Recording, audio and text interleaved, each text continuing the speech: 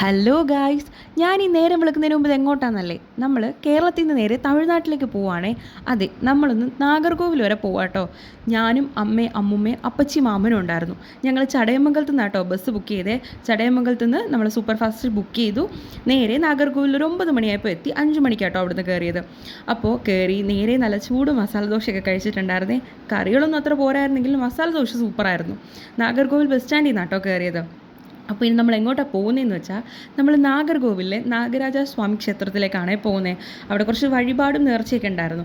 അപ്പോൾ ഞങ്ങൾ അവിടെ നിന്ന് ഓട്ടോ വിളിച്ചിട്ടാണ് പോകുന്നത്. നമ്മൾ ബസ് സ്റ്റാൻഡിൽ നിന്ന് ഓട്ടോയ്ക്ക് പോകുന്ന ദൂരം മാത്രമേ ഉണ്ടായിരുന്നു. ഇത് കയറി വരുന്ന എൻട്രൻസ്.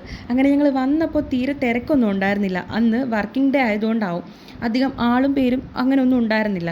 നമുക്ക് പെട്ടെന്ന് തന്നെ കയറി കണ്ട് തൊഴുവാൻ പറ്റുന്ന ജനങ്ങൾ മാത്രമേ ഉണ്ടായിരുന്നുള്ളൂ. അങ്ങനെ നേരെ ഇത് അവിടുത്തെ ഒരു കുളമാണ്. കുളത്തിന് ചുറ്റും നമ്മുടെ നാഗരാജാക്കന്മാരുടെ പ്രതിഷ്ഠകൾ സ്ഥാപിച്ചിട്ടുണ്ട് കേട്ടോ. അവിടത്തേക്കുള്ള വഴിപാട്. അങ്ങനെ ഞങ്ങൾ അതൊക്കെ കഴിഞ്ഞ് തൊഴുതിറങ്ങി തിരിച്ച് ഞങ്ങൾ ബസ്സിൽ പിടിച്ചു. ഇനി നമ്മൾ നേരെ തിരുവനന്തപുരത്തേക്ക്, അവിടെ നിന്ന് വീട്ടിലേക്ക്.